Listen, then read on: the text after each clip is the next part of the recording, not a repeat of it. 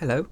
I'd like to provide my thoughts on one of the discussions that's ongoing in the Elden Ring community at the moment. Should you use spirit ashes? Is it cheating? Is it elitist to disapprove of it? You've probably heard some aspect of this somewhere. My perspective is some people are kind of right, but for the wrong reasons. See, I believe that not summoning will eventually give you a better experience, at least for most people. But I don't think it's in any way cheating, and I certainly wouldn't call it a fake victory either. It's more of a recommendation I have for the sake of gameplay experience and enjoyment. Overcoming a challenge has always been a core philosophy of these games, and the enjoyment people get from completing it.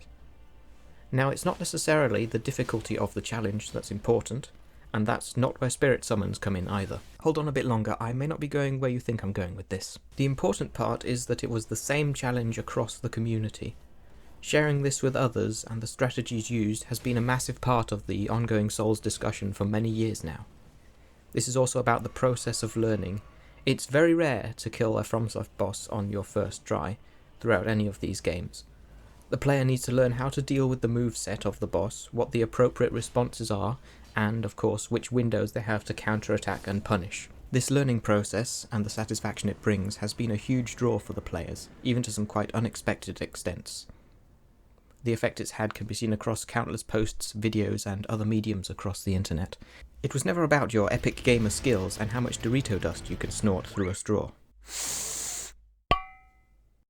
Now, I want to make it clear why this is not the same as the "you must be rune level 1 naked with a club, no dodging, with the controller taped to the ceiling, and no socks."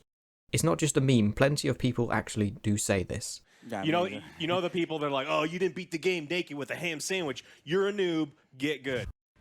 Self-imposed challenge can be a fun thing to do, and maybe many people's reason for not summoning, but it is not the only reason to choose not to.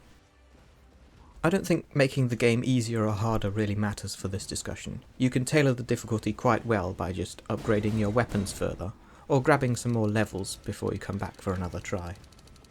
The crucial part here is that with Spirit Ashes, you risk not engaging with certain mechanics anymore. Bosses are quite clearly a major part of Elden Ring. If you aren't engaging with and learning parts of these bosses, I think this is genuinely losing out on a bit of content, specifically some of the best content in a FromSoft game. Summoning can remove part of that learning process. Learning the moves is less important when they're not directed at you half of the time. You don't need to find openings against an exposed back, leading to a fundamentally different experience. Of course, entirely abandoning Spirit Ashes is also a loss of content. However, I doubt many would disagree if I say that bosses are more important than Spirit Ashes here.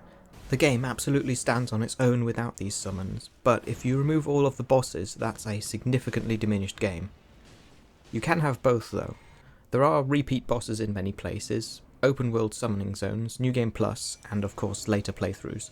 This is why I say that, for what I believe gives many people a better experience, I recommend this as a way to try the game, rather than the only way. Now finally, I'll also quickly touch on the completely broken aspect of Spirit Ashes. It's quite possible that, even on their first playthrough, sometimes people can find their summons completely destroying a boss all on their own. This possibility is more of an extreme illustration of my point. I'm sure everyone can see that this isn't exactly riveting gameplay, but it does bring me to how trivialization is not the same as complete non-engagement.